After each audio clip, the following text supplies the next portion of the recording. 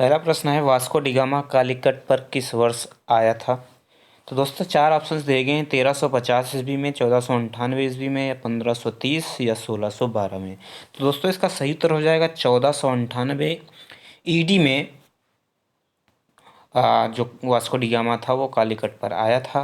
Vasco da Gama जब भारत पहुंचा पश्चिमी तट पर, तो पश्चिमी तट पर एक जमोरिन नाम का वहाँ पे एक तत्कालीन शासक था। उसने वास्को डिगामा का जो है 1498 में डेट थी 20 मई 1498 को वहाँ पे स्वागत किया था। यानी इस डेट में वास्को डिगामा जो है कालीकट पर पहुंचा था। ऑप्शन नंबर 20 का बिल्कुल सही होगा। अगला प्रश्न है, निम्नलिखित में से किसने वास्को डिगामा का कालीकट में स्वागत किया? तो जैसा मैंने आपको बताया 20 मई 1498 जब पश्चिमी तट पर स्थित बंदरगाह कालीकट पर जब पहुंचा था वास्को डिगामा, उस समय वहां पर एक शासक था जमोरिन नाम का, उसने स्वागत किया था वास्को डिगामा का। तो इसका सही उत्तर हो जाएगा ऑप्शन नंबर सी, जमोरिन। अगला प्रश्न देखते हैं। अगला प्रश्न है, पुर्तगाली उपनिवेश का प्रथम वायसराय भारत में कौन हुआ? ऑप्शन हैं डियाज, वास्को डिगामा, अल्मीडा या अल्बुकर्क। तो इसका सही उत्तर हो जाएगा दोस्तों अल्मीडा। अल्मीडा जो था वो पुर्तगाली उपनिवेश का प्रथम वायसराय भारत में था, अल्मीडा। ऑप्शन नंबर इसका सी बिल्कुल सही हो जाएगा। अगला प्रश्न देखते हैं। अगला प्रश्न है, भारत में पुर्तगाली शक्ति का वास्तविक संस्थापक कौन था? भारत में पुर्तगाली शक्ति का वास्तविक संस्थापक कौन था? ऑप्शन हैं Vasco da Gama, Albuquerque, Bartholomew dyes या जॉर्ज ऑक्सडन। तो दोस्तों इसका सही उत्तर हो जाएगा अल्बुकर्क। अल्बुकर्क जो था वो भारत में पुर्तगाली शक्ति का वास्तविक संस्थापक था। ऑप्शन नंबर इसका जो बी है वो बिल्कुल सही हो जाएगा, अल्बुकर्क। दोस्तों भारत में पुर्तगाली शक्ति का वास्तविक संस्थापक अल्बुकर्क को कहा जाता है। अल्बुकर्क का जो शासनकाल था, यानी जब भारत आया और जितने साल तक रहा, कहा जाता है 1509 में आया था और 1515 तक भारत में ये रहा था। इसने एक प्रादेशिक शक्ति के रूप में पुर्तगाली राज्य की स्थापना की थी। फरवरी 1510 में बीजापुर के आदिल शाही सुल्तान से गोवा को इसने जीता था। अल्बुकर्क की ये पहली महत्वपूर्ण उपलब्धि भी कही जाती है, जब आदिल शाह से इन्होंने गोवा को जीता था, बीजापुर को जीता था। गोवा की विजय ने दक्षिण पश्चिमी समुद्र तट पर पुर्तगाली नौसैनिक जो थे उनको प्रभुत्व पर मुहर लगा दी थी, और इसके साथ ही भारत में क्षेत्रीय पुर्तगाली राज्य की स्थापना भी हो गई थी। अगला प्रश्न देखते हैं। दोस्तों ये जो प्रश्न है यूपीपीसीएस मेंस 2010 में पूछा गया प्रश्न है। पुर्तगालियों ने भारत में निम्नलिखित में से किस स्थान पर प्रथम दुर्ग का निर्माण किया था? पुर्तगालियों ने भारत में निम्नलिखित में से किस स्थान पर प्रथम दुर्ग का निर्माण किया था? ऑप्शंस हैं अज्जी द्वीप में, कन्नानौर में, कोचीन में या गोवा में। तो इसका सही उत्तर हो जाएगा दोस्तों कोचीन में। पुर्तगालियों ने अपना पहला दुर्ग कोचीन में स्थापित किया था। ऑप्शन नंबर सी इसका सही हो जाएगा। इसका जो निर्माण करवाया था अल्फांसो द अल्बुकर्क ने करवाया था। इनके समय में इसका निर्माण हुआ था, और इस समय था लगभग 1503 ईस्वी में। यानी 1503 ईस्वी में कोचीन में पहली बार पुर्तगालियों के द्वारा कोई दुर्ग बनाया गया था। अज्जी द्वीप और कन्नानौर में भी पुर्तगाली दुर्गों का निर्माण करवाया गया था। जहाँ पे जो इन दोनों जगहों पर जो पुर्तगालियों ने निर्माण करवाया था, उनमें उस समय जो वहाँ के वायसराय थे पुर्तगाल के, वो थे अल्मीडा। फ्रांसिस्को द अल्मीडा के समय में निर्माण हुआ था 1505 में। कहाँ पर? अज्जी द्वीप और कन्नानौर में। तो इसका सही उत्तर हो जाएगा दोस्तों कोचीन। ये बिल्कुल सही उत्तर होगा। अगला प्रश्न देखते हैं।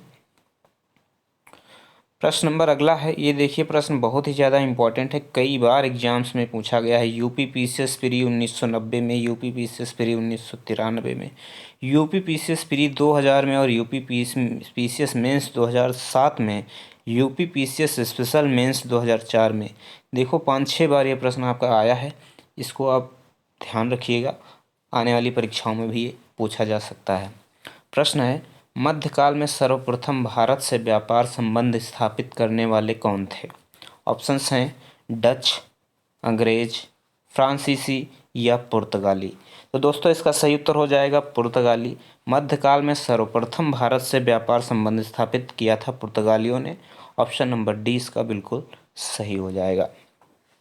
मध्यकाल में सबसे पहले भारत से व्यापार संबंध स्थापित किया था पुर्तगालियों ने।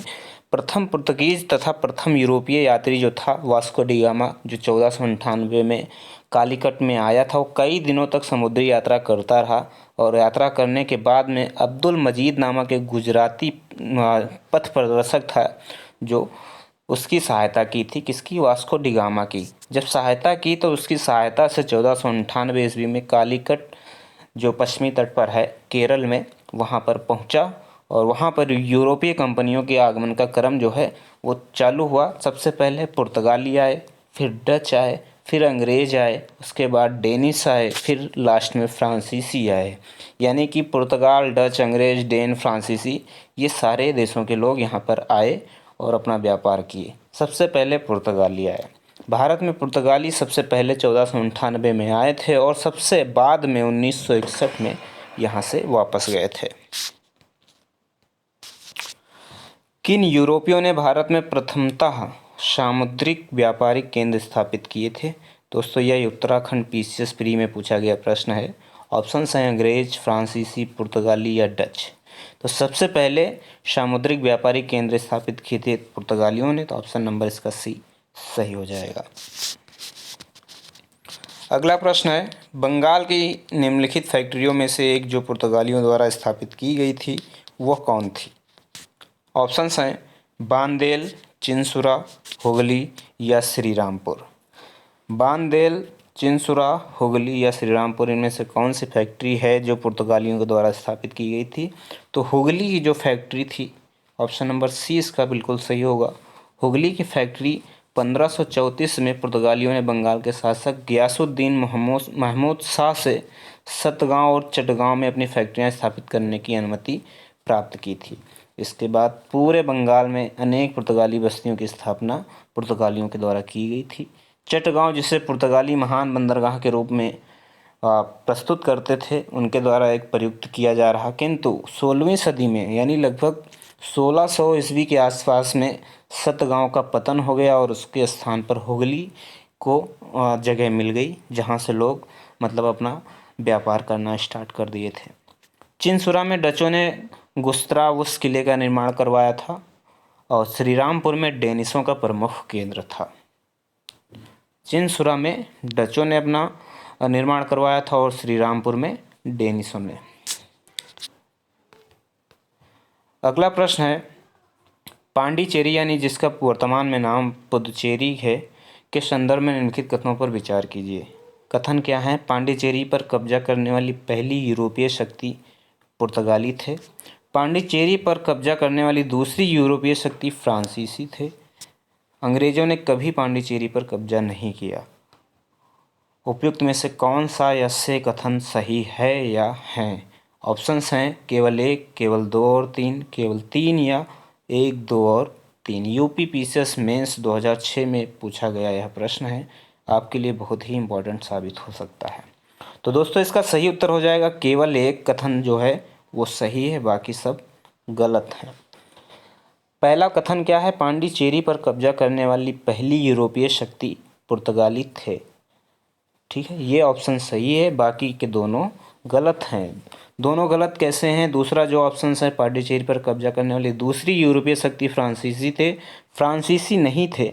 ठीक है, सर्वप्रथम तो पुर्तगालियों ने अपना उपनिवेश स्थापित किया था, लेकिन जो दूसरी शक्ति थी वो फ्रांसीसी ना होकर डच थे। डच लोगों ने पुदुचेरी पर दूसरी शक्ति जो है स्थापित की थी। उसके बाद अंग्रेज़ों ने भी यहाँ पे शासन किया था। इसमें दिया गया है कि अंग्रेज़ों ने कभी कब्जा नहीं किया है, जबकि यहाँ पे अंग्रेज़ों के द्वारा भी शासन किया गया। अंग्रेज़ों ने पांडिचेरी पर 1793 में कब्जा कर लिया था और फिर 1814 में पेरिस संधि के तहत इसे फ्रांस को सौंप दिया था।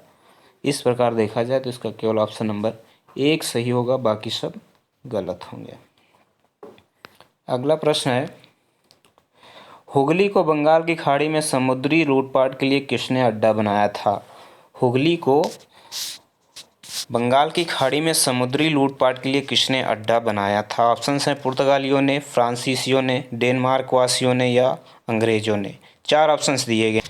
दोस्तों, जो इसका सही उत्तर हो जाएगा वो हो जाएगा ऑप्शन नंबर ए, पुर्तगालियों ने हुगली को बंगाल की खाड़ी में समुद्री लूटपाट के लिए जो अड्डा बनाया था वो पुर्तगालियों के द्वारा बनाया गया था। पुर्तगालियों द्वारा हुगली को बंगाल की खाड़ी में समुद्री लूटपाट के लिए इस्तेमाल किया जाता था।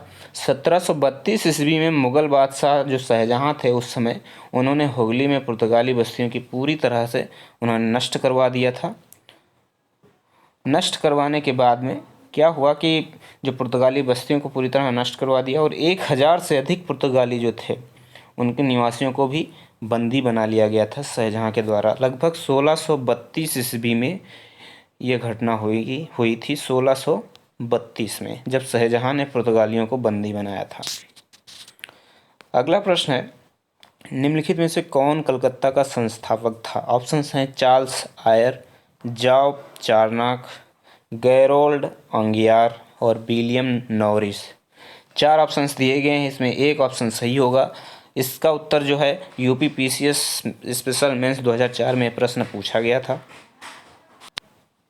तो इसका जो सही उत्तर हो जाएगा वो ऑप्शन नंबर बी बिल्कुल सही उत्तर होगा। जॉब चार्नक जो थे वो कलकत्ता के संस्थापक माने जाते हैं। कासिम बाजार की फैक्ट्री के प्रमुख जॉब चार्नक ने अंग्रेज व्यापार केंद्र के लिए हुगली के स्थान पर सूतानौती और सुतनौती जिसे कलकत्ता का स्थल को चुना और इस तरह 1690 में उसने अंग्रेज बस्ती के रूप में कलकत्ता की स्थापना की थी। तो जॉब चार्नक जो है कलकत्ता के संस्थापक थे। ऑप्शन नंबर इसका बी बिल्कुल सही हो जाएगा। अगला प्रश्न है दोस्तों, भारत के साथ व्यापार के लिए सर्वप्रथम संयुक्त पूंजी कंपनी लोगों ने आरंभ की थी।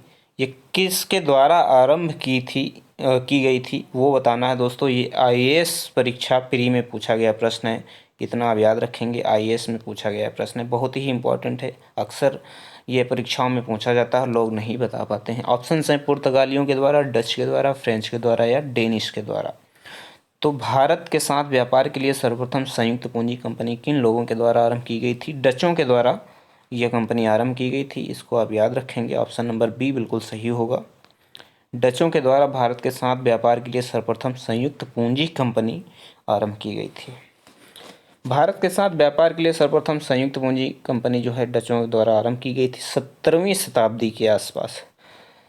17वीं शताब्दी के प्रारंभ तक हॉलैंड एक शक्तिशाली राज्य नहीं बना था, जब जिसकी केंद्रीय सरकार शक्तिशाली हो, इसलिए इसकी कंपनी के संगठन में अनेक लघु कंपनियां यानी छोटी छोटी कंपनियों की रचना की गई तथा नीदरलैंड का संघीय रूप स्पष्ट नजर आता था।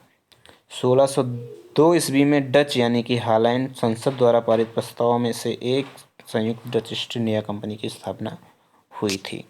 कब हुई थी? 1602 में। तो इस तरीके से इसका सही उत्तर हो जाएगा डच, ऑप्शन नंबर बी। अगला प्रश्न है, निम्नलिखित ब्रिटिश कंपनियों में से किसे भारत में व्यापार करने का पहला अधिकार पत्र प्राप्त हुआ था? ऑप्शंस हैं Levant company, East India company, the English company trading to East Indies और ऑप्शन नंबर डी है ओस्टेंड कंपनी। ये यूपी पीसीएस आरआई 2014 में पूछा गया प्रश्न है, इसको भी इम्पोर्टेंट में आप रखिएगा। इसका सही उत्तर हो जाएगा दोस्तों option number A Levant company. Levant company जो थी उसने सबसे पहले निम्नलिखित कंपनियों में से जो व्यापार भारत में करने का जो अधिकार पत्र प्राप्त किया था वो लीवेंट कंपनी थी। लीवेंट कंपनी को 1593 में स्थल मार्ग से भारत में व्यापार करने का अधिकार पत्र प्राप्त हुआ था। 31 दिसंबर 1600 को महारानी एलिजाबेथ प्रथम ने the governor and company of merchant of London trading into the East Indies को भी समुद्री मार्ग से ईस्ट इंडीज के साथ व्यापार करने का पहला अधिकार पत्र प्रदान किया था। 1702 में न्यू कंपनी के साथ मिलकर एक नए नाम United Company of Merchants of England Trading to the East Indies के रूप में अपने व्यापार को बढ़ाया, जो सामान्यतः ईस्ट इंडीज कंपनी के नाम से प्रसिद्ध हुई थी। तो इस तरीके से इसका सही उत्तर हो जाएगा option number A Levant company. Levant company इसका सही उत्तर हो जाएगा, यानी कि भारत में व्यापार करने का जो पहला अधिकार पत्र प्राप्त हुआ था वो लीवेंट कंपनी को प्राप्त हुआ था। अगला प्रश्न है,